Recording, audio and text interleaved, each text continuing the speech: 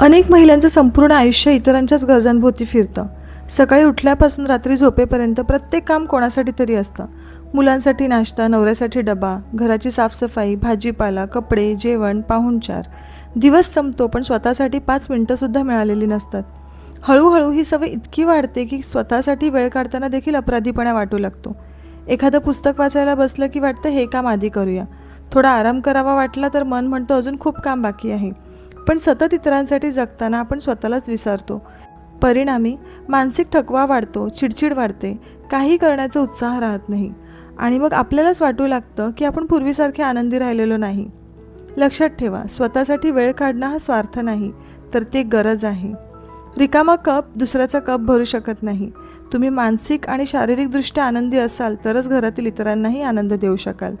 त्यामुळे दररोज किमान 30 मिनिटं फक्त स्वतःसाठी ठेवा आणि या वेळेत घरातील कोणतेही काम करू नका. ज्या गोष्टी तुम्हाला करायला आवडतात, ज्या गोष्टी तुम्हाला आनंद देतात त्या करा.